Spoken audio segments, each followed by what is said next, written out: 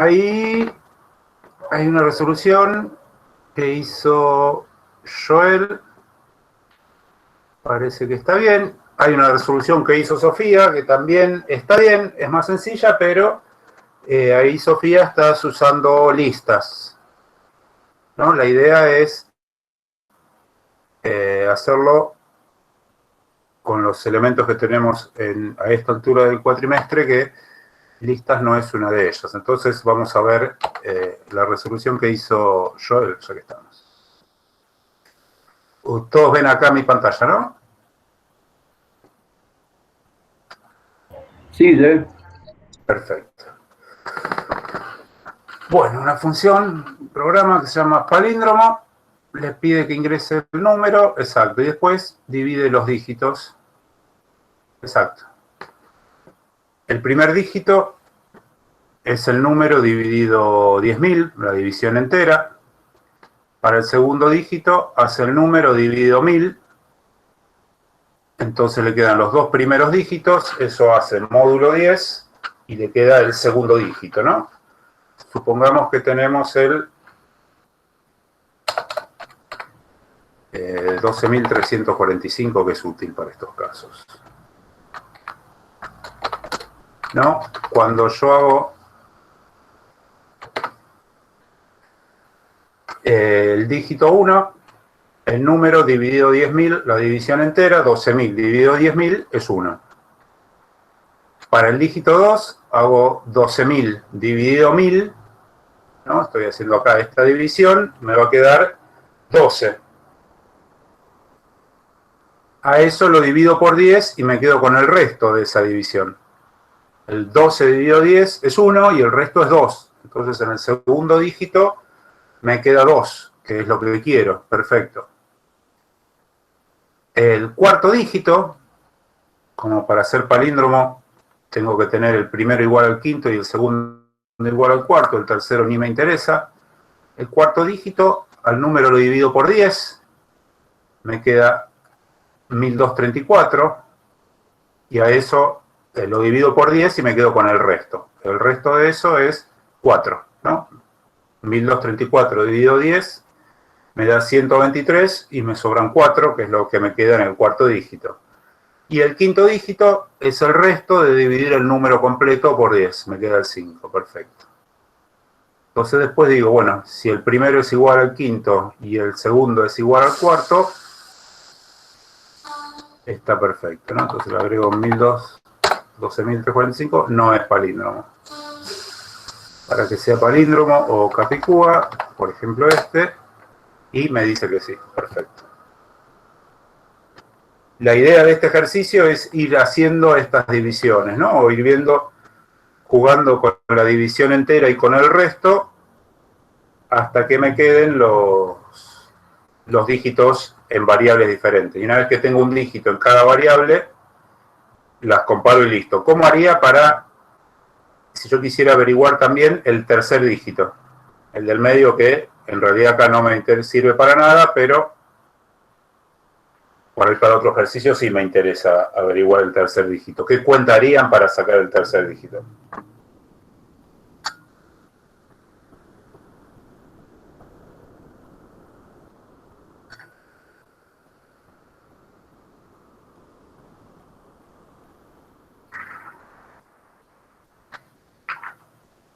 Dividido 100, módulo 10.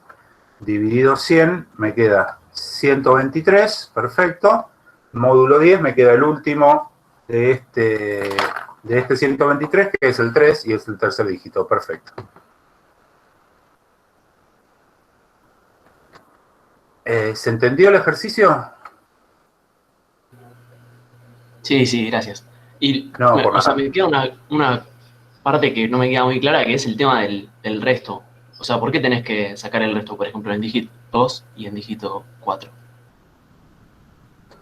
Porque si yo el número lo divido por 1000, para el dígito 2, cuando divido el número por 1000 me queda 12. Y a mí lo que me interesa es el último dígito de ese 12. Me interesa el 2, que es el segundo dígito del número. Entonces, lo primero que hago es dividir para sacar los que no me sirven a izquierda. Y después me quedo con el resto para sacar los que no me sirven a derecha. Sí, listo. Perfecto. Gracias. No, de nada.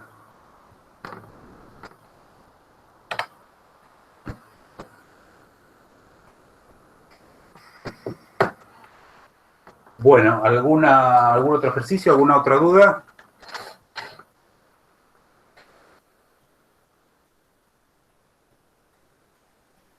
Bueno, vamos a ver entonces. Podemos ver el 21 de la guía, sí señor.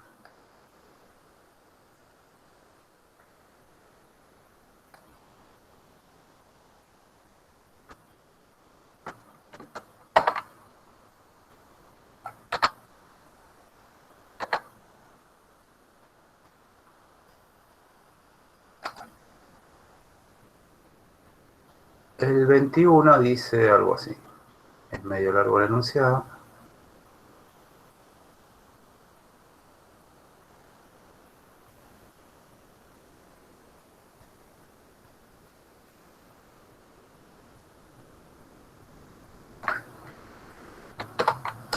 Se debe calcular el caudal de aire de una campana de extracción de cocina, teniendo en cuenta que dos cosas.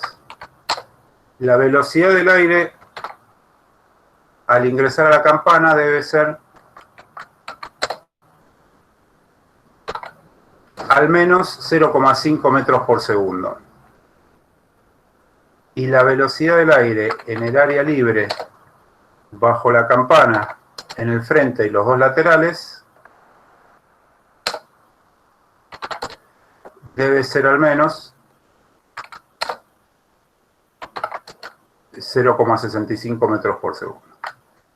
Realizar un programa que solicite al usuario que ingrese el ancho y la profundidad de la campana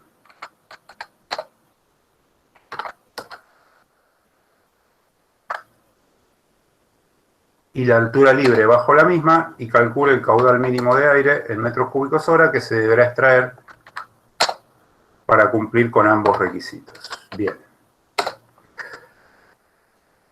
¿Todos entienden lo que es una campana de extracción de cocina? Digamos, es un extractor. Es un rectángulo que yo tengo arriba de la cocina o arriba de la parrilla, de lo que sea que estoy cocinando ahí, que tiene un ancho, que va a ser el ancho de la cocina, una profundidad, que es la profundidad de la cocina, y una altura libre, que es a qué altura sobre la superficie de la cocina voy a poner a esta campana. Está calculado, por pruebas, por lo que fuera, que para que el humo que sale de la parrilla se vaya por la campana y no ingrese al resto del ambiente, yo tengo que tener dos cosas. Primero, la velocidad en la que el aire sube por la campana tiene que ser, estaba por acá, 0,5 metros por segundo, digamos. Mínimo 0,5 metros por segundo de velocidad hacia arriba, digamos, para que el humo suba por la campana y no para afuera. Pero a su vez, otro requisito que hay que cumplir también es que la velocidad en la que el aire viene de alrededor de la cocina al espacio sobre la cocina, ¿no? La velocidad a la que el aire viaja horizontalmente desde el frente hacia la cocina y de los costados hacia la cocina antes de subir, esa velocidad lateral tiene que ser por lo menos 0,65 metros por segundo.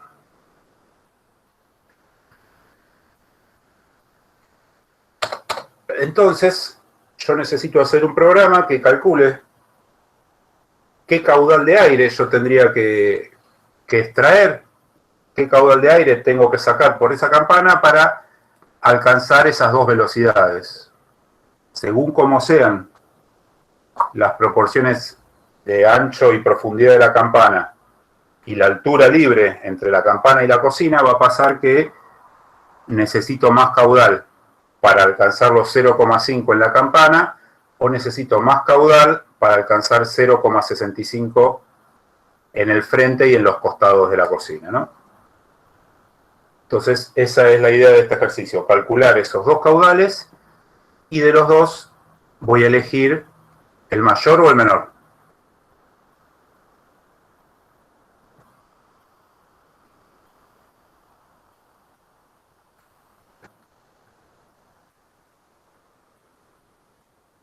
¿Cuál les parece de los dos?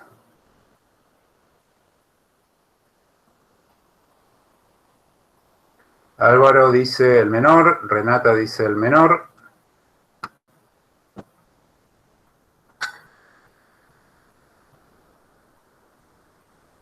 Lo que pasa es que si yo tomo el menor de los dos, si tomo el caudal que necesito para cumplir los 0,5 que se van por la campana, por ejemplo, ese me da menor, quiere decir que la velocidad en el frente y en los laterales va a ser menos que los 0,65. ¿Se entiende?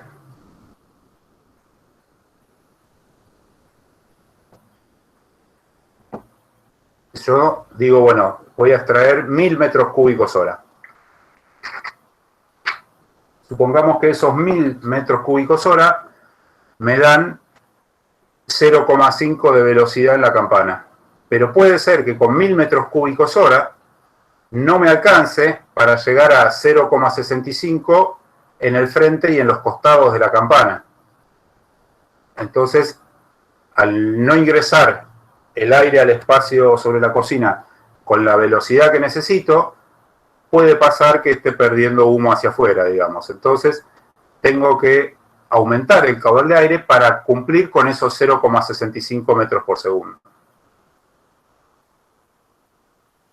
¿Se entiende? Yo voy a necesitar tomar de estos dos caudales que calcule el mayor, ¿no? Entonces, voy a cumplir con uno de los requisitos exactamente, justo la velocidad que necesitaba, y en el otro voy a tener un poco más de velocidad de la que requería. Bueno, no importa, digamos. Lo que es necesario es que no sea menor la velocidad, digamos, pero puede ser mayor en alguno de los dos casos.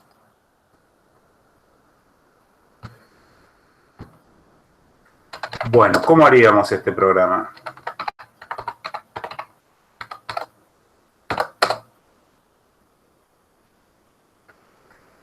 ¿Qué es lo primero que vamos a necesitar?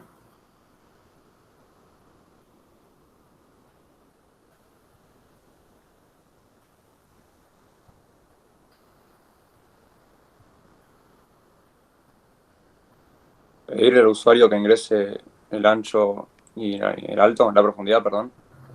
Claro, primero necesito los datos de entrada, que los va a ingresar el usuario y me va a decir qué ancho tiene esta campana, qué profundidad tiene esta campana y a qué altura sobre la cocina está esta campana, digamos, ¿no?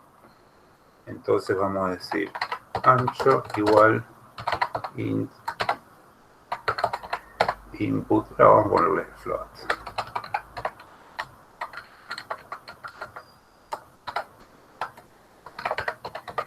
Ingrese el ancho de la campana en metros.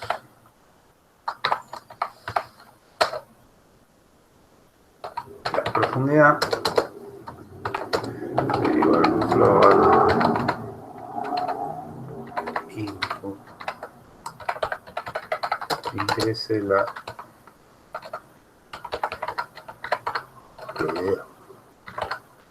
profundidad de la misma campana en metros, dos puntos. Y altura,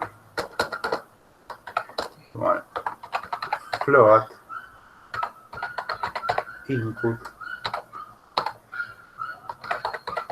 ingrese la altura libre bajo la campana. En metros también, ¿no? Bueno, ya tengo los tres datos de entrada. ¿Cómo hago ahora con esos datos para calcular los caudales?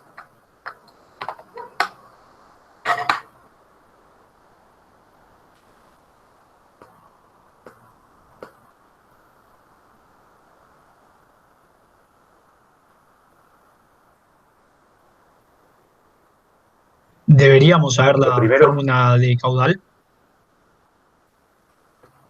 el caudal, sí, es superficie por velocidad.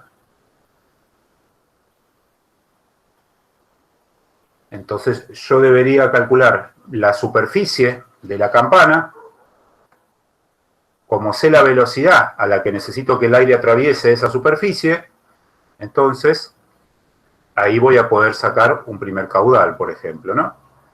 Entonces voy a decir caudal 1, el caudal que va por la superficie de la campana, va a ser la superficie, ancho por profundidad, por la velocidad, que es 0,5.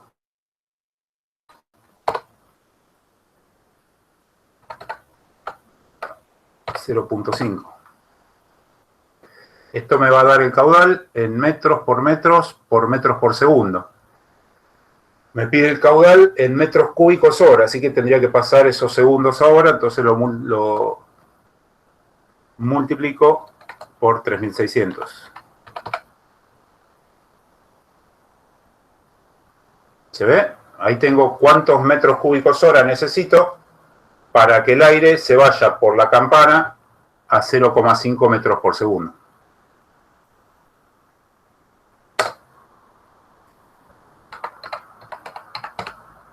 Y el otro caudal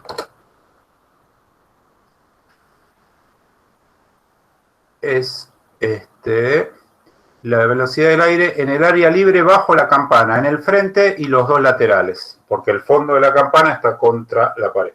¿Cómo calculo ese otro caudal?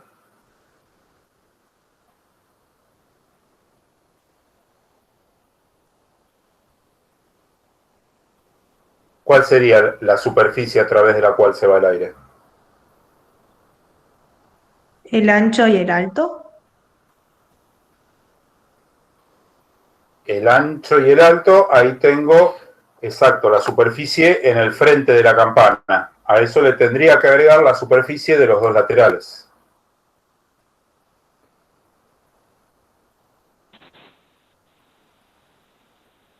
¿Cómo calculo la superficie de los laterales? Con la altura por la profundidad. Exacto.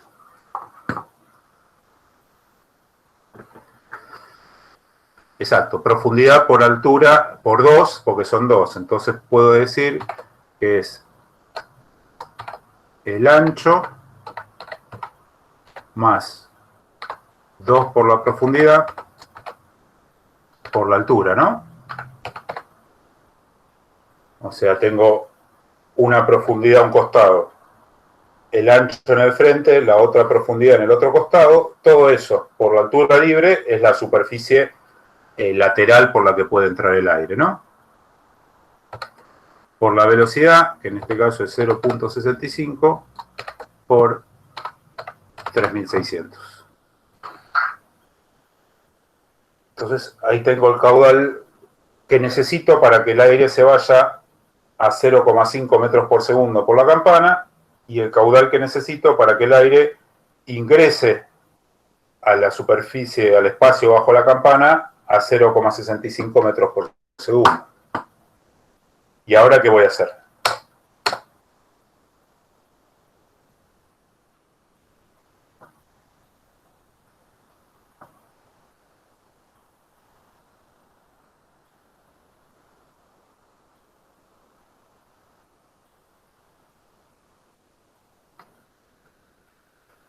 Tengo que imprimir el mayor de los dos, exactamente, digamos, ¿no? El mayor de los dos va a ser el que me asegure cumplir con ambas condiciones, digamos, ¿no? Entonces yo puedo decir if caudal 1 mayor que el caudal 2, entonces R igual caudal 1.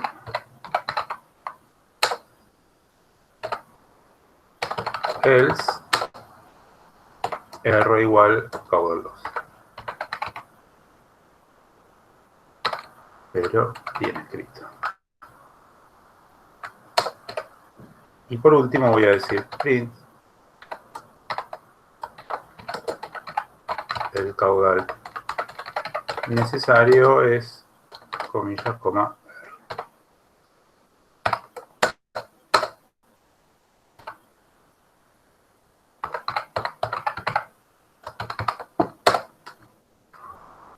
¿Se entiende el cálculo que hicimos?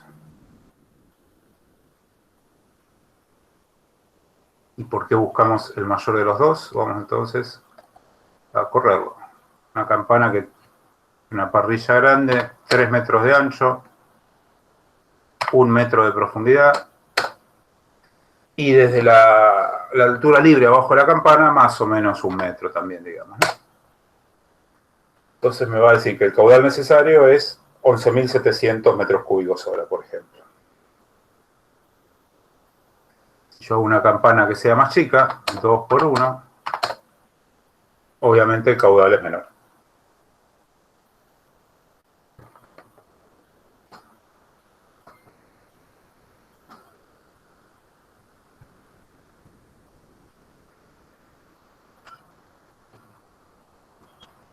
¿Se ve esto?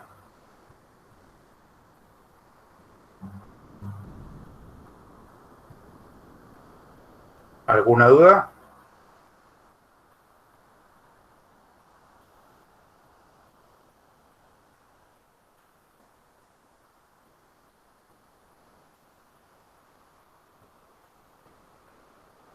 Bueno, ¿algún otro ejercicio que quieran hacer? ¿Alguna otra duda que tengan?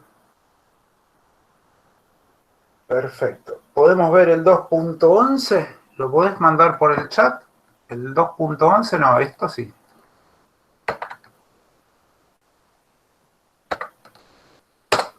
Ahí está, cortito, entró todo en una sola vez. Gracuas de Noda. 2.11. Un estacionamiento público cobra una tarifa mínima de 20 pesos, ¿dónde? Por estacionarse hasta 3 horas, luego cobra 5 pesos por hora o fracción a partir de las 3 horas.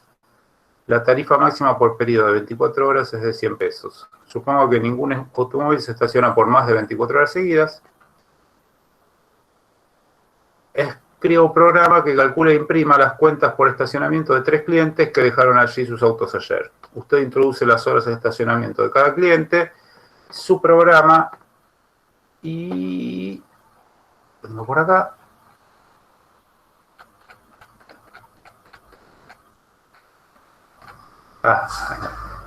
Su programa imprimirá los resultados en forma tabular y con orden y calculará e imprimirá el total de los recibos de ayer. También determinará el cargo por cliente utilizando una función. Sus salidas deberán aparecer en el siguiente formato. Auto 1, 1,5 horas, 20 pesos, porque estuvo menos de 3 horas. Auto 2, 4 horas, 25 pesos, o sea, cobró 3 pesos por las primeras... ¿Cómo era que cobra esto? 20 pesos por las primeras 3 horas y 5 pesos por la cuarta hora. Y el auto 3, que estuvo 24 horas y le cobró 100 pesos, que es el máximo, si no me equivoco, ¿no? Sí, sí. Total, 29,50, 145, etc. Porque pude, más que nada, ¿cómo hacer para que se imprima así?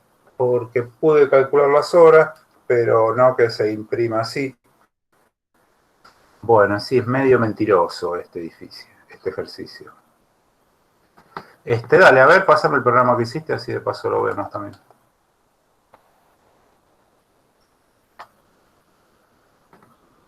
Este es el 2.11.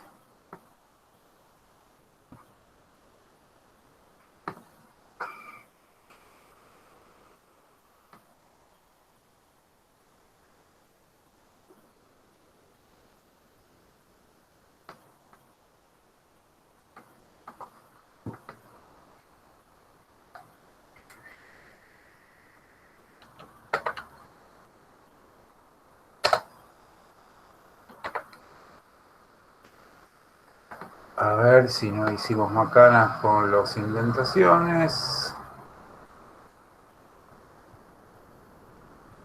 Hice las horas, printota.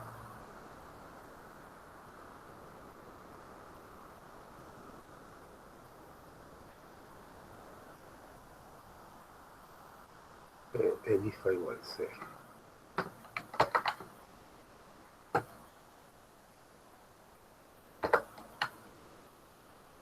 If el if.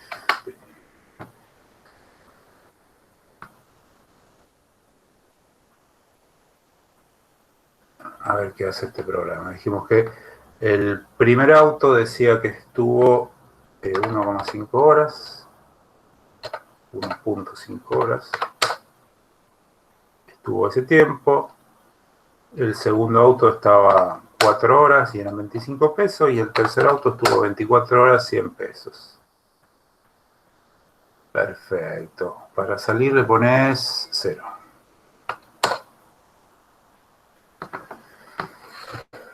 Total, perfecto. Bueno, vos haces acá una función llamada cargo que recibe el tiempo en horas que estuvo. Y después decís, bueno, el cargo empieza siendo 20, que eso es fijo para todos. Y después decís, si el tiempo de horas estuvo entre 3 y 24, el extra, el tiempo extra son el tiempo que estuvo menos 3 horas. Perfecto, ¿no? O sea, le cobrás las horas que se excedió de las 3 horas de bajada de bandera, digamos. Y el costo va a ser el costo que eran 20 más el tiempo extra por 5 pesos la hora. Perfecto. Y después haces un elif, o sea, else if t es mayor o igual que 24, o sea, si estuvo más de 24 horas, no importa lo que te dio esa cuenta, el costo es 100. ¿No? O sea, borrás los 20 que tenías, es 100. Y si estuvo menos de 3 horas, no se cumple esta condición, y va a imprimir las 20 horas que tenías. Perfecto. La función está clara y está excelente. Bueno, acá haces A igual 1, E igual 0, F igual 0, acumulado igual 0, que no sé qué serán. Mientras A diferente de 0, A van a ser las horas del auto, entonces ingrese las horas. Si la hora que ingresó es diferente de 0, llamás a la función, le pasás como parámetro las horas que estuvo el auto, perfecto, y el resultado lo guardás en D, que es el costo del auto. E igual E más 1, o sea, E es un contador de los autos que vas pasando, y F, que es el acumulado de tiempo sería, el total de horas, y acumulado es el acumulado de costos. Imprimís E, A, D. Perfecto. Bien, así como lo planteaste, en realidad es lo más cercano a lo que piden que se puede resolver, digamos. La otra... Perdón, sí. No entendí qué es E. E es un contador, fíjate. E empieza valiendo 0 y en cada vez que ingresas un nuevo auto, le suma 1. Te va a contar cuántos autos estuvieron. Ah, es para decir tipo auto 2, auto 3. Auto 1, auto 2, auto 3, como pedía la tabla. ¿Ves? Perfecto, gracias. El tema es que... Profe, Sí. al principio, cuando define T, ¿no se podría poner un rango entre 3 y 24 o 20? Sí, 24 porque va a tomar el 23. Porque no estamos contando horas parciales, entonces puede tomar un rango numérico entero. ¿Se entiende? No del todo, a ver. Si en vez de entre 3 y 24 arriba de todo, pones el rango. Sí. Fortain, range, 3, 24 creo que sería. No, porque vos querés saber cuál es el valor de T. Fortain range te va a repetir estas instrucciones para todos los T que estén dentro de ese rango. Ok. Hay que hacer entonces. For te va a hacer un ciclo. Vos no querés hacer un ciclo entre 13 y 24. Okay. Lo que vos querés decirle es, si el valor está entre 3 y 24, calculalo de esta forma. Si no, si es más de 24, calculalo de esta forma. Y listo. Ok. Pero no querés repetir todos los valores entre 3 y 24. Y si fuera menor que 3, ¿qué le pasa? Si fuera menor que 3, no cumple esta condición, tampoco cumple esta y no hace ni esta forma ni esta forma. El costo es 20 que se lo asignó. Claro, perfecto. O sea, acá empieza suponiendo que es menor que 3, entonces le asigna los 20 pesos y después, si está en uno de los otros rangos, lo recalcula, digamos.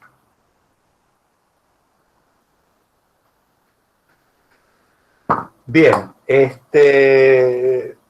decíamos, en realidad para poder hacer la tabla como ellos quieren para cualquier cantidad de autos, yo tendría que guardar todos los datos de horas en una lista, guardar todos los costos acumulados o los costos de cada uno en otra lista y mostrar esas dos listas. Pero no nos adelantemos 2 semanas, eso lo vamos a ver ahora nomás después del parcial. Pero en realidad yo, si no tengo listas, la única forma que tengo es calcular uno y mostrarlo, calcular uno y mostrarlo. ¿Por qué uso la misma variable para todos? Salvo que yo sepa cuántas son. Entonces acá podemos hacer una cosa más fea, digamos. En realidad este programa es mucho más elegante. Pero si me dicen, bueno, haga un programa que sirva para 3 autos, bueno, entonces vamos a definir 3 variables. Auto 1, auto 2 y auto 3. Y listo. Sí, control. Entonces vamos a decir, auto 1 es esto.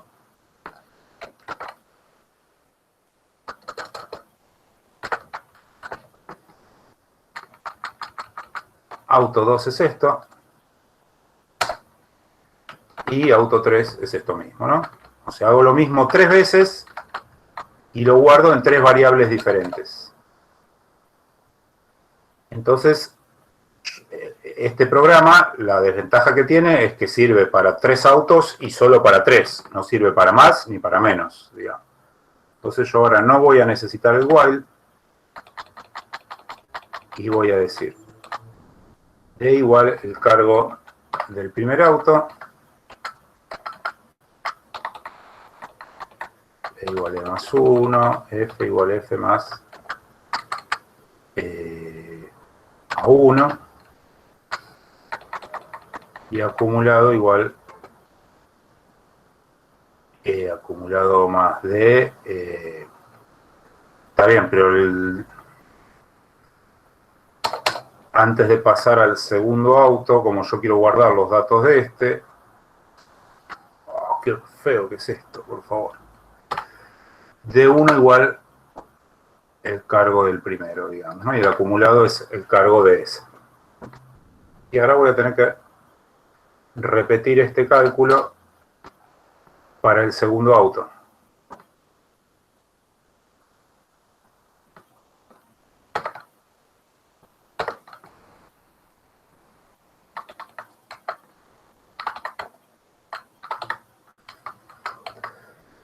D2, F es F más A2 y acumulado es acumulado más D2.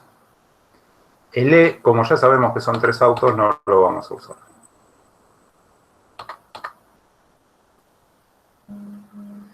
Y por último repetimos esto para el auto 3.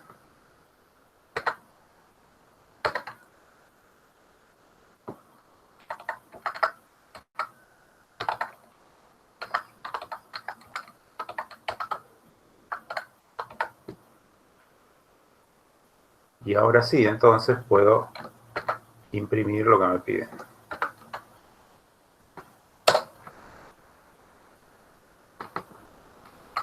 Print.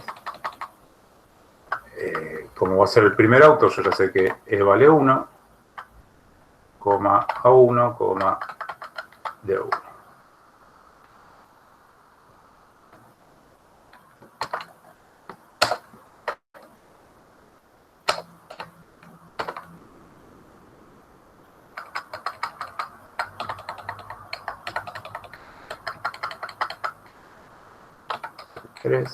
El 2, el 3, el 2 y el 3. Imprimo los de cada uno y por último imprimo el total. Print total. F es el acumulado de horas de los 3 y acumulado es el acumulado total, ¿no? Entonces, este programa es mucho más feo que el que había planteado Lucas.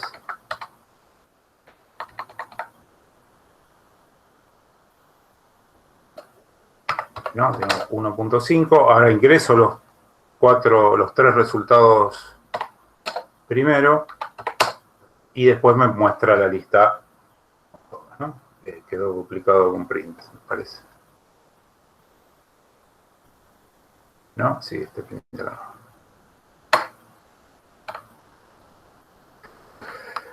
Pero bueno, si me lo piden así, pero es un programa medio trucho porque sirve solamente para 3 autos. Si tengo 2 autos o tengo 4 autos, no me sirve porque yo acá tengo 3 print para el primer auto, para el segundo auto, para el tercer auto. Si queremos hacer esto para una cantidad variable de autos, no nos queda otra que usar una lista o, como hizo Lucas, le pido el tiempo del primer auto, le muestro el resultado del primer auto. Le pido el tiempo del siguiente, muestro los resultados. Le pido el tiempo y muestro los resultados, como venimos haciendo todos los programas, digamos.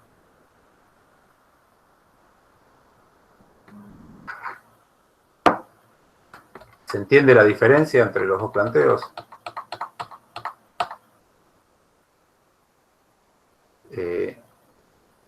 Fíjense que la variable A que definí acá no la uso, la variable E que definí acá no las uso. Vamos a sacarlas. Podría mostrar más arriba, sí.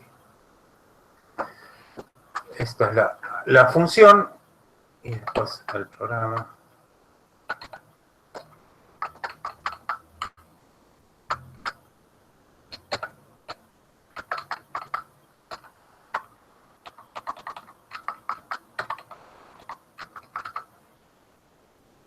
No, en este programa entonces están bien definidas las partes que decíamos.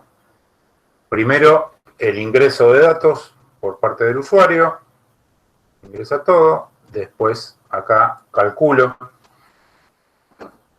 todas las operaciones que yo quiero calcular. Y por último, hago la muestra de datos. No es el programa más lindo que hice hoy siquiera, digamos. Podríamos hacer ejercicios de la guía de funciones recursivas. Bueno.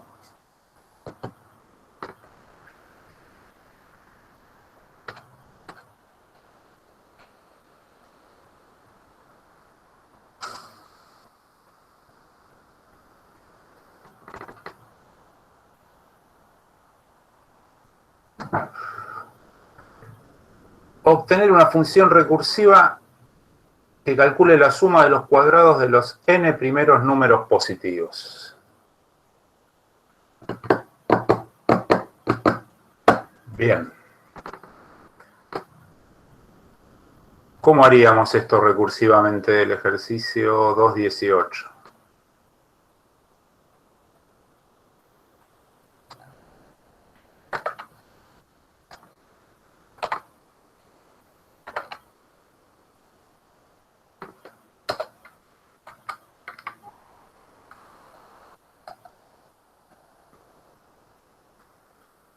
¿Cómo lo plantearíamos esto recursivamente?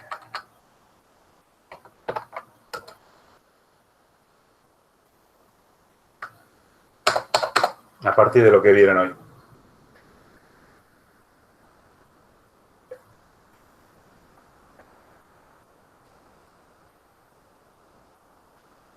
A ver, vamos a ver el programa primero. ¿Ves? Programa. N igual int input. Entonces ingrese un número positivo.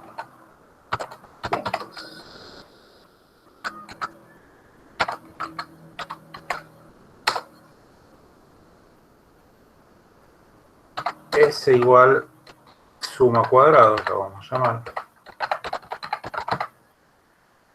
de n. Print la suma de los primeros n cuadrados es, comillas, coma s.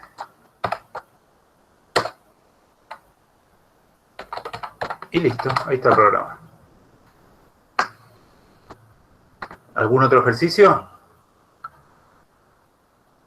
¿O hacemos la función? Profe, ¿puedes probar que funciona ese? ¿Cómo? ¿Puedes hacer un ejemplo con ese? ¿Puedes ponerle datos? Sí, para eso tendría que definir la función primero, ¿no? Podés mandar el programa por el... Ah, y el anterior lo borré, pero era horrible, así que mejor. Digamos, era un ejemplo de lo que no podemos hacer. Está copiado en el chat el que había hecho Lucas. Estoy hablando del ejercicio anterior. Que ese era más lindo porque funcionaba con más de 3 o con menos de 3 también, digamos.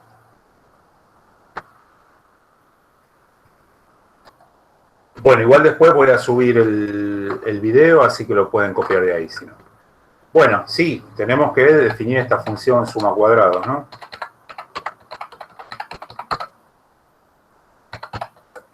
Suma cuadrados de x, que me va a sumar a todos los cuadrados hasta x, ¿no? O sea, yo le ingreso 3 y quiero que me calcule la suma de 1 al cuadrado más 2 al cuadrado más 3 al cuadrado, que debería ser 14. Ahí está el programa, alguien lo copió. Bueno, ¿cómo haríamos esta función? Recursivamente.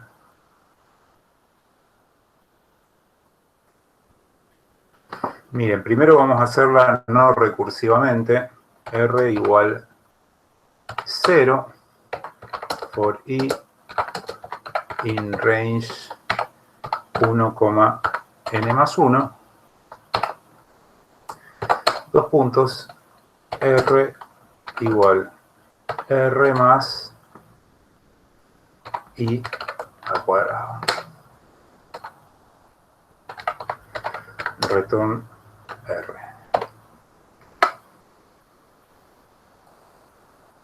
Yo ingreso 3, me dio un error, porque no es n, es x. Ingreso 3, la suma de los primeros n cuadrados, que son 3, es 14. Bien. Bueno, ahora ¿cómo lo hacemos esto recursivamente?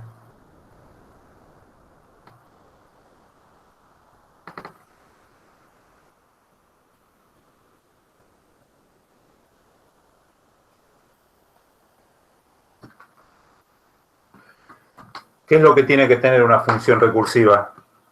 Les enseñó José hoy. Un caso base. Un caso base, bien. ¿Cuál sería el caso base de esta función? Puede ser 1 porque 1 al cuadrado, entonces puedes evitarlo y no depende del cuadrado. Exacto, digamos. Generalmente el caso base es el primero o el último. En este caso, como x es una variable, el último es más complicado porque yo no sé cuánto vale x al cuadrado. Es más sencillo decir, bueno, 1 al cuadrado sé que es 1. Entonces, les voy a copiar en el chat primero esta función, por si la quieren tener, si quieren comparar después, para que vean que hacen lo mismo. Y decimos entonces, if x igual 1, que es el caso base, la suma de los primeros 1 cuadrados es 1, ¿no? Entonces, voy a devolver 1. Y listo. ¿Y qué hago si x no es 1?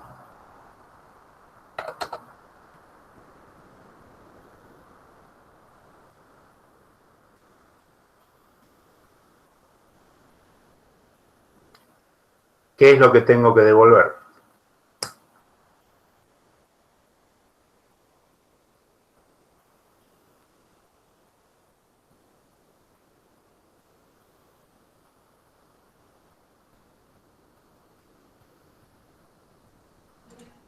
¿No tenés que devolver la cuenta que habías hecho recién con el R, el I, el cuadrado? Sí, pero yo no quiero hacer ese ciclo. Quiero, ¿cómo podríamos hacerlo? Calcular la suma de los primeros cuadrados, de los primeros x cuadrados, llamando a la función cuadrática, a la función suma cuadrados, digamos.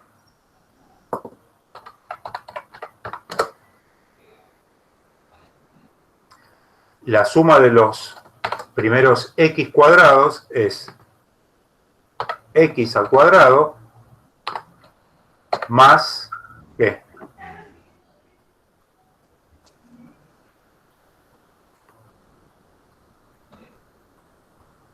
X más 1. Suma al cuadrado. Se cortó ahí, suma cuadrada, ahí me gustaba.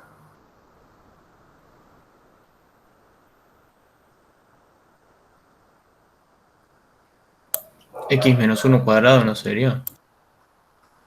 X menos 1 al cuadrado más x menos 2 al cuadrado más x menos 3 al cuadrado más x menos 4 al cuadrado, así hasta no sé cuánto, digamos. Pero bueno, entonces yo puedo hacer todo eso es suma cuadrados de x menos 1. Entonces, cuando yo le ingreso 3, por ejemplo, dice, bueno, suma cuadrados de 3. ¿Es igual a 1? No. Entonces vengo acá, devuelvo. ¿Qué devuelvo? 3 al cuadrado más suma cuadrados de 2. Bueno, llamo de vuelta a sumas cuadrados con 2. Suma cuadrados con 2. Digo, ¿x igual a 1? No. Entonces, vengo por acá. Devuelvo x al cuadrado, que es 2 al cuadrado, con suma de cuadrados de x menos 1. Suma de cuadrados de 1. Suma cuadrados de 1, llama de vuelta a la función. Suma cuadrados con 1. ¿X igual a 1? Sí. Devuelve 1. ¿A quién le devuelve? A suma cuadrados de 2, que se había colgado acá. Ya sé que suma cuadrados de 1 me devuelve 1, entonces tengo 1 más 4 que había calculado, devuelvo 5. ¿A quién devuelvo 5? A suma cuadrados de 3, que lo había llamado. Tenía 9 más suma cuadrados de 2. Suma cuadrados de 2, ya sé que es 5, entonces devuelvo 9 más 5, que es 14. ¿A quién le devuelvo 14? Al programa principal. Entonces, ese va a valer 14 y es lo que voy a mostrar. Esperemos. La suma es 14, ¿no? Ingreso 4 va a ser 30. ¿No? Para 5 va a ser 55. Si le pones 0, ¿te falla? Si le pongo 0, me falla, sí. Siempre tiene que ser un número, acá le quedó claro, un número positivo. Con cualquier otro valor, esto va a fallar, ¿no? Si devuelvo 1, es el caso base, que directamente se llama una sola vez. Y si le ingreso un valor menos 1, ¿qué es lo que va a pasar? 0 menos 1 va a pasar lo mismo. Llamo a suma cuadrados con menos 1. Suma cuadrados de menos 1 es igual a 1, no. Entonces hago menos 1 al cuadrado más la suma cuadrado de menos 2. Eso va a ser menos 2 al cuadrado más la suma cuadrado de menos 3 más la suma cuadrado de menos 4, ¡pum! Hasta que me tira esto. Claro, es como Recursion poner error. el factorial con el más. Claro, no termina Sí, nunca, sí. digamos. Claro. Es como poner la función sin el caso base, digamos, ¿no? Por suerte acá, después de no sé cuántas iteraciones, fíjense que hizo unas cuantas,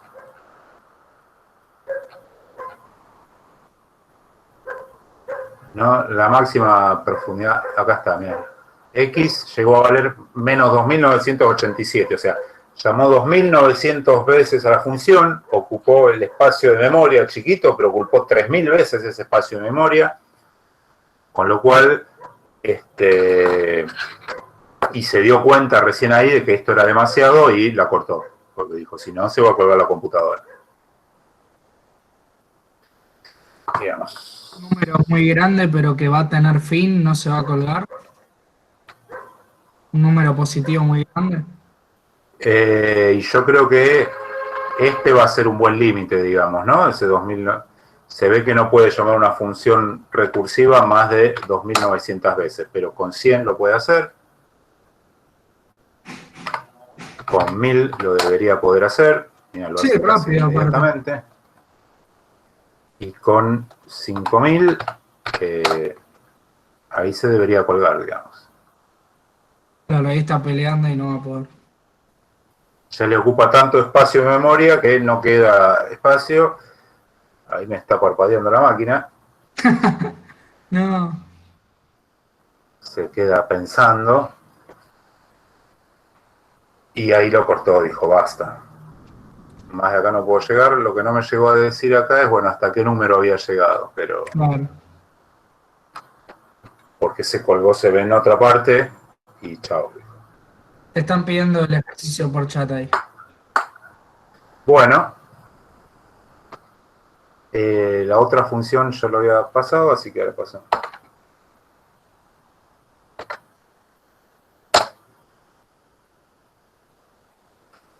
Fíjense que lógicamente esta función es mucho más sencilla que la otra, digamos, tiene un if nada más. Si estoy en el caso base devuelvo un valor y si estoy en otro caso llamo a la función con un valor anterior y a eso le sumo este término, digamos. ¿No? Pero cuando lo queremos calcular, ahí se pudre todo. Si yo hago la otra, la que era no recursiva,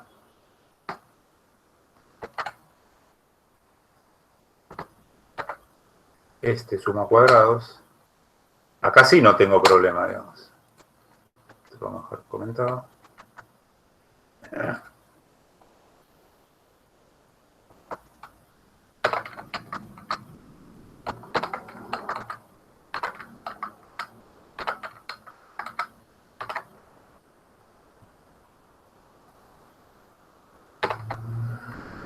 Yo corro con esta función, si acá sí le puedo poner 5000 y recorre un ciclo 5000 veces, no tiene problema, digamos. Fíjese que incluso como no se llama tantas veces, hasta lo resuelve más rápido, digamos.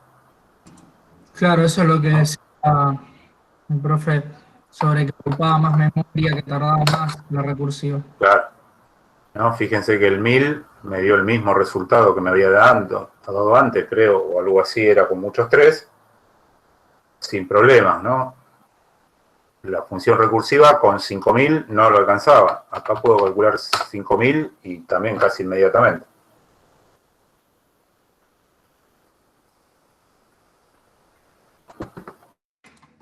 Profe, ¿en el parcial Bueno. va uno solo Python y el resto preguntas o va a haber más de uno, digamos, de programación?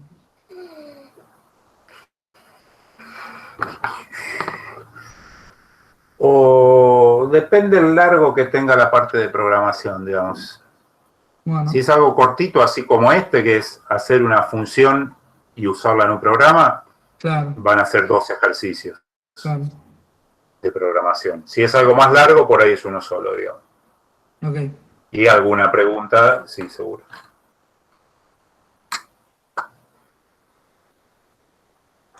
Bueno, Pablo, ¿dudas? yo tengo Sí. una duda del ejercicio 2.1. 2.1, bueno. Si es el primero de su vida, debe ser fácil. Pero Sí, lo tengo acá, pero no me estaría dando. Si querés lo puedo pasar, capaz si hay algún simular, error. dale, copialo. 100 tiradas de 2 dados y contar las veces que entre los dos suman 100. Dale, si este lo habíamos visto en la clase pasada, si no me equivoco. Pero dale, copialo en el chat y vemos a ver cuál es el No sé, problema. algún return de más o alguna de esas cosas que me estoy... O el cantidad cero tampoco me convence, no sé. Puede pasar. 2.1.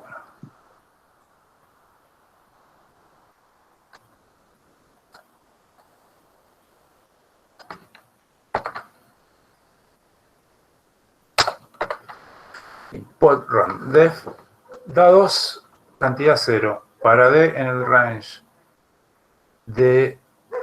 Ah, ahí ya encontré el error.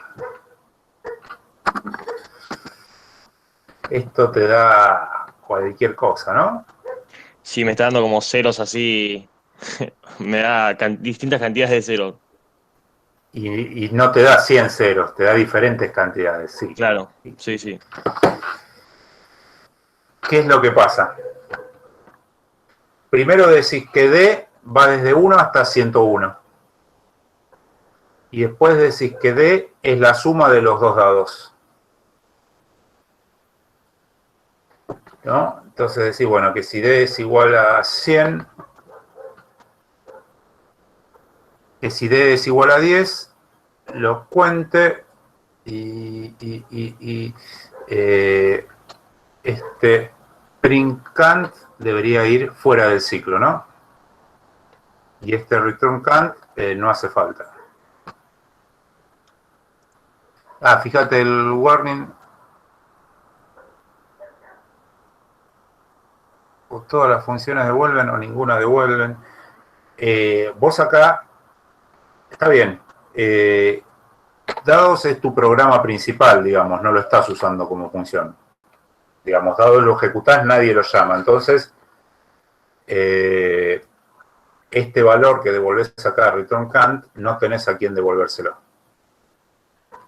Entonces, por eso acá este return cant no va directamente. Ok. Ahí resolvimos un problema, pero seguís teniendo esto que ahora sí cuenta las veces que salen 10 o algunas veces que salen 10. Acá hay otro problema, digamos. Claro, es como que llamé a la suma de los dados y al foreign range de la misma manera, ¿no? Entonces ahí es donde se puede. Exacto, Claro, ahí está. digamos. D es la suma de los dados, entonces este tiene que ser otro, este tiene que ser I, por ejemplo. Y ahí debería ser todos valores las veces que suman 10, digamos.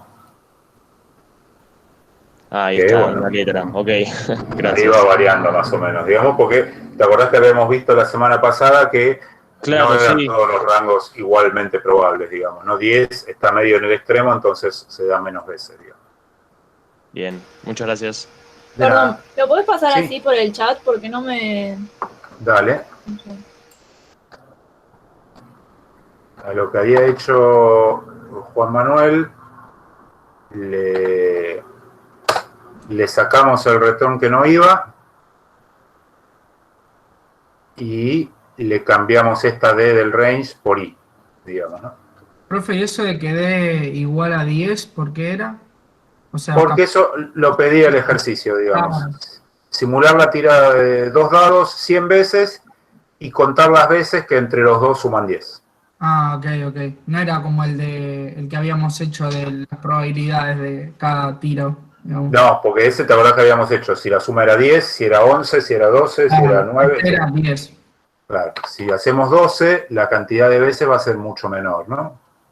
Sí. O sea, porque tenés que tener 2 6, digamos.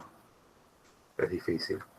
Y si hacemos 7, Va a salir mucho más, digamos, ¿no? Porque hay muchas más más posibilidades. de la salga mitad de 7. los tiros. No, mira, no tanto. 23, 11, y de 100 veces, 23 veces salió 7, digamos.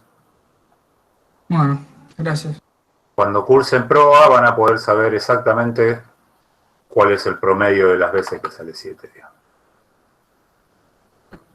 O pueden armar todas las combinaciones y listo. Bueno, Pero, o sea, cada vez que le pongo run, digamos, me pone o sea, no tiene que salir todos juntos. No sé cómo decirlo. O sea, ¿por qué siempre te sale uno distinto? Porque lo que hace el randint es genera números al azar. Los sumo y vuelvo a generar otros 2. Los sumo y cada vez que genero los 2 dados, me fijo si la suma es 10 y lo cuento. Listo, lo conté. Paso al siguiente. Me fijo si es 10 y lo cuento. Así hasta que lo hizo 100 veces. Todo esto se repitió 100 veces. Y recién cuando hizo esos 100 veces y contó la cantidad de veces que la suma era 10, me va a imprimir una sola cantidad. Claro, pero ¿por qué cada vez que vos lo haces funcionar te da una cantidad distinta? Eso no. Porque los valores de random, el punto random, son valores diferentes. O sea, los elige al azar. Los elige al azar entre este rango, ¿no? Si yo acá le hago print de 1, D2, esto me va a mostrar los 100 dados, digamos, ¿no? Los 100 pares de dados, y al final 10 de todas estas veces salió 5 veces nada más, ¿no? Entonces primero salió 2 y al revés, ¿no? Primero acá arriba, o sea, 6 pares, 2 dados, 100 veces, y bueno, si uno recorre todo esto, va a haber solamente 5 oportunidades en que la suma de los dos era 10. Digamos, ¿no? Acá no encuentro ninguna, por ejemplo. ¿No? Que sería 6 y 4, 5 y 5 o 4 y 6, por ejemplo. 4 y 6. Ahí había una. 5 y 5, 5 y 5, ahí tenemos 2 seguidas, por ejemplo, etcétera, ¿no? En total fueron 5, digamos. Había otra, no sé. 6 y 6 no, etcétera. Lo corro de vuelta y me da otros valores diferentes, ¿no? Son valores aleatorios cada vez que lo corro.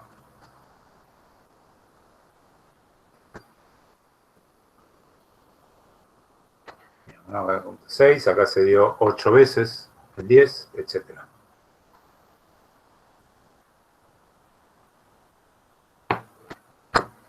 Bueno, ¿alguna pregunta?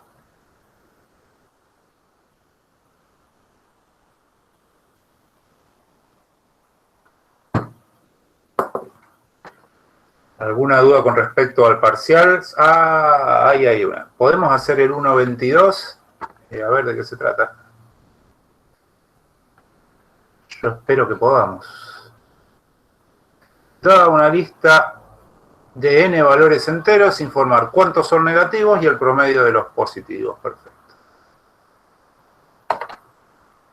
Este ya lo copiamos, ¿no? Sí.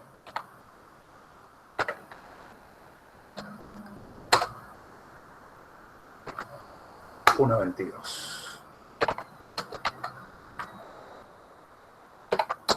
Dada una lista de n valores enteros, informar cuántos son negativos y el promedio de los positivos.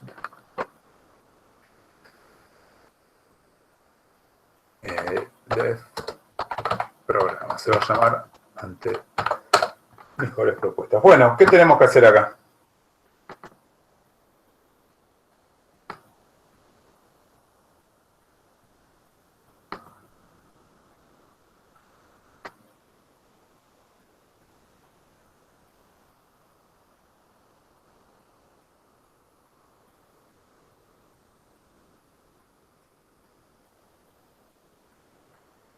Yo no sé cómo generar listas. Sí, no es una lista de Python, digamos, una lista de números que tiene escrito el usuario, digamos, ¿no? Una serie de números, pónganle si quieren. La lista se puede hacer con un range, no, bueno, sí.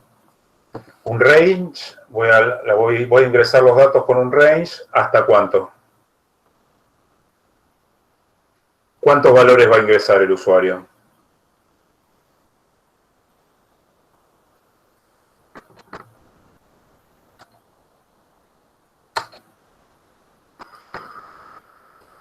La lista entre dos valores que... No porque no es un intervalo que yo quiero hacer, ojo, es una lista de n valores enteros cualquiera, digamos, ¿no? Que fueron los números que salían a la quiniela, no sé, digamos. Hasta que ponga fin, lo que pasa es que me están diciendo que los números pueden ser negativos, positivos o cualquier cosa, no tendría condición. Que lo ingrese por un while me están dando más información, digamos.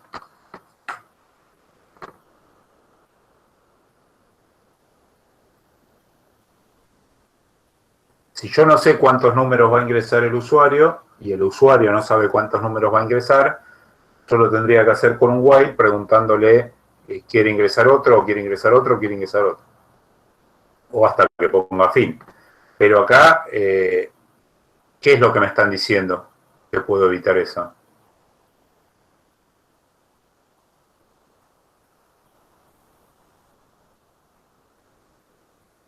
Está n más 1, claro, me están diciendo que el usuario, la lista de n no es una cantidad, una lista de números no va a tener una cantidad indefinida, va a tener n valores enteros.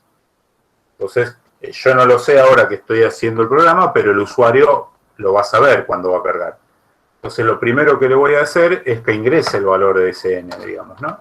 Es igual int input. Y le digo, por ejemplo, ingrese la cantidad de números.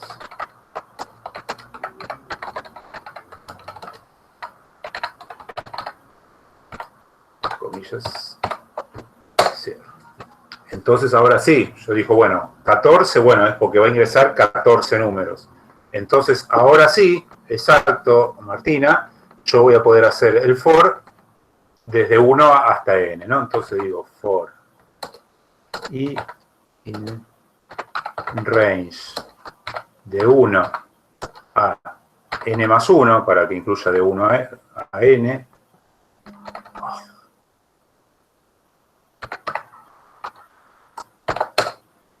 Y ahora sí le voy a pedir que ingrese el número. Número igual int input. Comillas. Ingrese un número. Y ahora sí, con ese num es con el que yo voy a trabajar. ¿Se ve esto? Tengo una cantidad definida de números que voy a ingresar. El usuario ya viene con su lista en papel y dice, bueno, esta lista tiene 7 números. Entonces, primero me dice que son 7 y después me ingresa los números. ¿Y qué tenemos que hacer con esos números?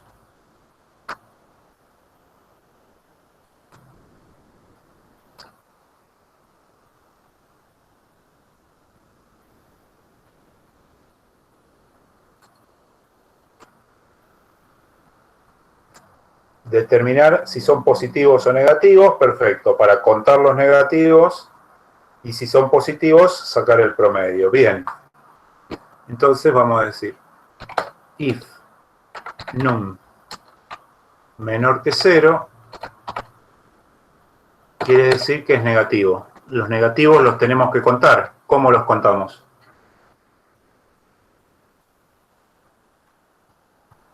¿Con un contador? Con un contador. Exacto, contador de negativos igual contador de negativos más 1. Hasta el nombre de variable me copió Tomás.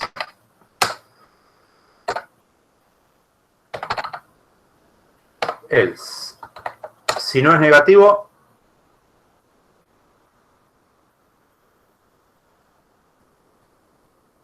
suponemos que es positivo, digamos, ¿no? Sí, antes lo tengo que poner en 0. Cantidad de negativos empieza en 0. Y si no es negativo, ¿qué tengo que hacer?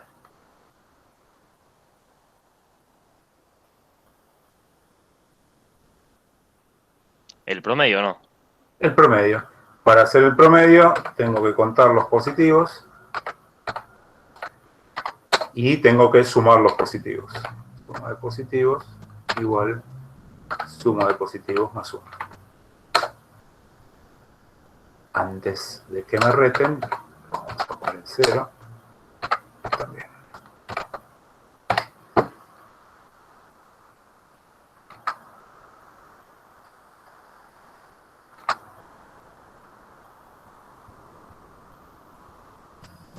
Sí, estaba viendo si estaban atentos. Muy bien, Justina.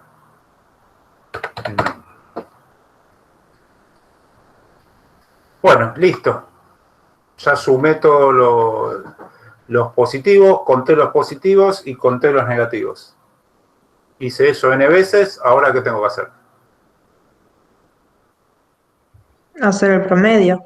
Hacer el promedio, ¿no? De los SP positivos. dividido CP. Exacto, promedio de los positivos igual suma de los positivos dividido la cantidad de los positivos y voy a informar. Print la cantidad de negativos es comillas, coma, cantidad de negativos print comillas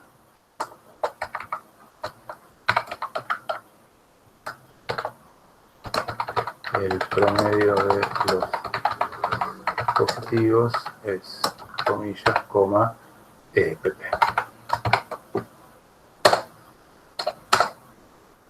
Y si lo hicimos todo bien, ahí está.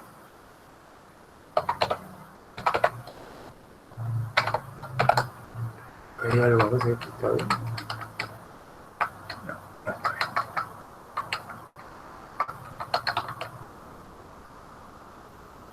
No termino de entender por qué no podés hacer eso con un while hasta que el usuario ponga fin. Sí, podría hacerlo, pero como me dice que son n números, aprovecho el dato ese y que me diga cuántos son y lo repito el ciclo n veces.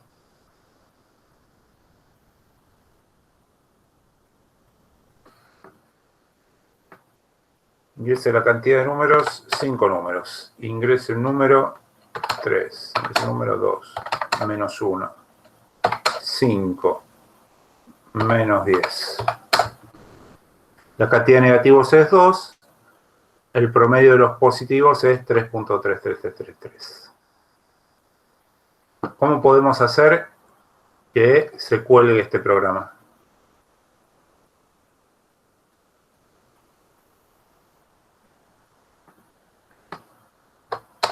¿Qué números le tengo que ingresar para que se cuelgue? Poniendo 0. No, no se va a colgar con 0. Lo va a tomar como positivo. Profe, creo que recién entendí lo que te estaba pidiendo por el promedio de los positivos. Yo pensé que te iba a contar, digamos, de todos los números, cuántos eran positivos. Ah, ¿qué porcentaje del total eran positivos, digamos? Ah, ok. No necesariamente el porcentaje, sino el promedio de, bueno, tengo tantos números, cuántos de ellos son positivos.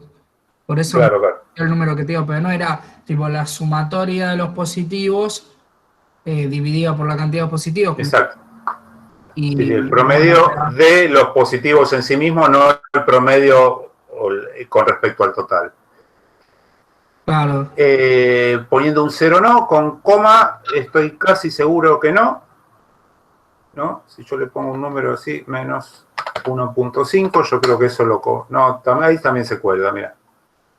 Porque un número, si yo le dije que era int, tiene que ser int. Bueno, entonces esa es otra forma de soldarlo también. La que yo decía era, como bien dijo Tomás, si yo pongo todos números negativos, cuando va a hacer la división, suma de positivos dividido cantidad de positivos es 0 y se cuelga. Cuando estén haciendo algún programa más importante que este, tomen la precaución antes de una división de asegurarse de que el denominador no pueda ser 0, ¿no? O sea, como acá puede ser que los números sean todos negativos, yo antes de hacer el promedio preguntaría si la cantidad de positivos es mayor o igual que 1, muestro el promedio, y si no, le digo no hay positivos, chao. Profe, ¿no puedes salvar eso poniendo como cantidad de positivos inicial el 1 y sacándole el más 1 en el else, como sumar y restar 1, una cosa así? ¿O necesitas que la cantidad de positivos más 1 para poder contar? ¿Entendés? Le vuelvo a 1 No. en un principio la cantidad de positivos A ver, vos decís. puede ser 0. Está bien, pero si no hay ningún positivo, lo vas a dividir por 1, y si no hay Pero números. es 0, pero es 0. Entonces no hay problema. La suma de los positivos, si no hay positivos, es 0. 0 dividido 1, 0, que es lo correcto en realidad. Si no hay. Y no sé, si no hay números, su promedio es 0. Es como nulo, digamos, no hay. Lo mejor que podemos... O sea que por ahora tu promedio en la materia es 0. como no hay... Porque no tengo notas tuyas. Claro. Sí, es una discusión más filosófica que matemática, digamos. Pero no sé si funcionaría no sería lo correcto. sacarle el +1, porque capaz deja de contar y ya no sirve. Claro, si vos le sacás el +1 acá, Para, va a quedar en 1 siempre. para ponerle claro. Ah, ok. Lo que se hace es... esto acá no va. Y entonces digo, if cantidad de positivos mayor o igual que 1, entonces hago todo esto.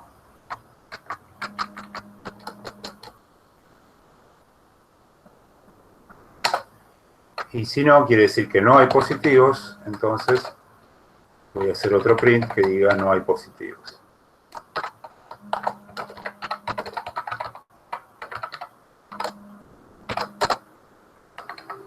Entonces ahí sí estoy salvando el inconveniente. La cantidad de números 2, -1 y -3. La cantidad de negativos es 2 y no hay positivos, así que no te calculo el promedio y listo. Acá Agustín ya puso total positivo, cum negativo, ingreso un número, mientras número diferente de 0. Si número es mayor que 0, lo sumo a total positivo y lo sumo al acumulador. Si no, si es menor que 0, el acumulador negativo le suma 1. Bien, sí. Esto funciona también con dos diferencias. Esto es esto que puso Agustín en el chat. Digamos, la primera diferencia es que él el 0 no lo está tomando como positivo. Nosotros acá lo estamos contando entre los positivos. Después veremos si está mal o está bien. Y él, para terminar, no ingresa los n números, sino que ingresa un número 0, digamos, ¿no? O sea, no solamente no lo está contando como número positivo, sino que supone que un número que no es un número válido, digamos. Si le ingresan 0, es para terminar, ¿no? O sea, en la lista que le van a dar ahí a Agustín, no puede ser el número 0 parte de esa lista, porque en cuanto ingrese el 0 va a terminar, digamos. Por supuesto, dependiendo del problema que sea, es mejor o no. Es mejor en el sentido de que se ahorra de ingresar la cantidad de números. Es peor en el sentido de que no se puede ingresar un 0 en esa lista. Bueno, ¿alguna duda con respecto al parcial en sí? Con respecto a la mecánica, creo que está claro, ¿no? Profe, ¿cómo podríamos darnos cuenta según el enunciado si va un while o un for in range? O sea, si habla de n valores, sería como este ejercicio y suele ser con un for. Sí, ahí lo paso. Normalmente, sí, el for in range es cuando el ciclo se va a ejecutar una cantidad conocida de veces, conocida por mí al programar o conocida por el usuario al empezar, digamos, ¿no? Yo acá cuando escribí el programa no sabía cuánto era n, pero cuando yo como usuario, ahora que lo corro, antes de empezar a cargar números, ya sé cuántos van a ser, digamos, ¿no? O sea, yo sé que voy a cargar 4 números. Bueno, 1, 2, 3, 4. Listo, cargué 4 números, digamos. No es el caso, por ejemplo, si se hizo una serie y no especifica, el usuario tiene que poner fin, claro. O si es algo que uno no sabe, digamos, ¿no? Por ejemplo, una caja, bueno, cada vez que se hace una venta, se suma el valor y al final del día quiero saber el total. Yo no sé al principio cuánta gente va a venir a comprarme, entonces eso lo tengo que hacer, que el usuario tiene que poner fin o con un valor de fin, como hizo Agustín en el ejemplo, que dijo, bueno, si el 0 no es un número válido, el 0 es la condición para terminar el ciclo.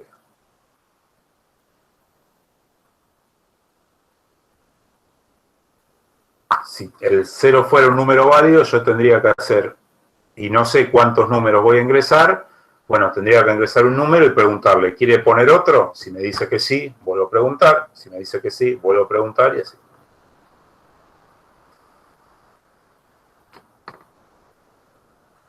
Bueno, con respecto al parcial, es la semana que viene, a las 3:30, como siempre.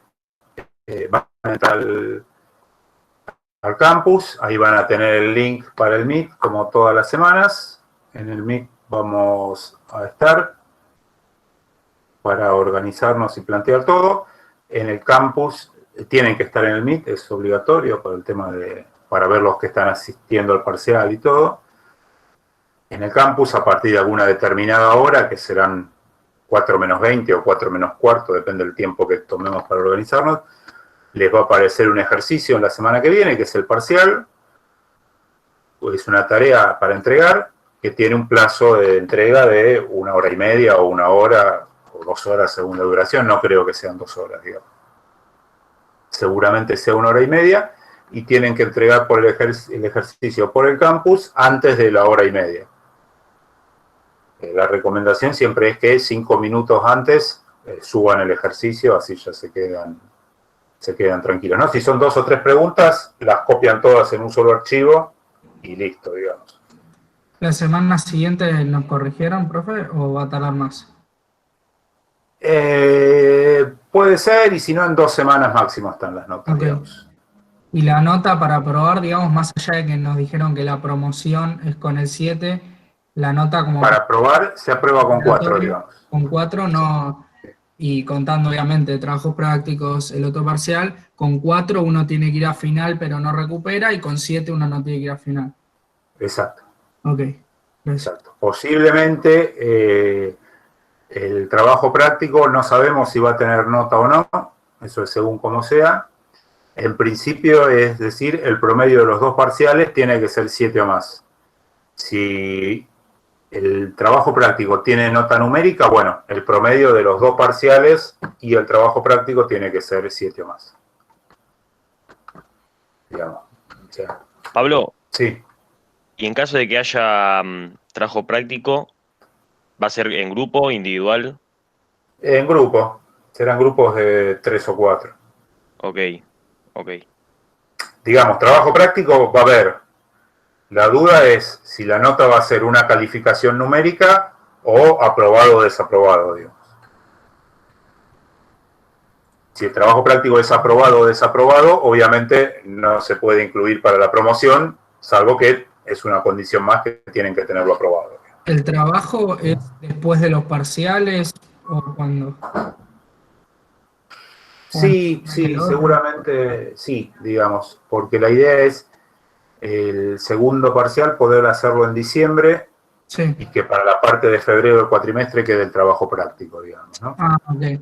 Nos parece lo más cómodo para ustedes también, digamos, o sea, Ok. si bien hay que correr un poquito ahora, no tienen que retomar todo lo que se habían olvidado para un parcial, digamos. Gracias, Porque si lo dejamos para febrero del segundo parcial, es la primer clase, ni bien vuelven de las vacaciones, que uno ya no sabe ni cómo se llama. Entonces es mejor hacer los 2 parciales ahora, y si alguien quiere ir adelantando el trabajo práctico en las vacaciones lo puede hacer, y si no, en la segunda o tercera clase de febrero se entregará y listo. Se aprueba con un ejercicio bien de 2, en caso de que sean 2, depende de cómo sean esos 2, pero eso se los decimos en el momento, digamos, ¿no? Si hay uno más importante que otro, ese no puede estar mal del todo, digamos. Eso lo vamos a ir viendo.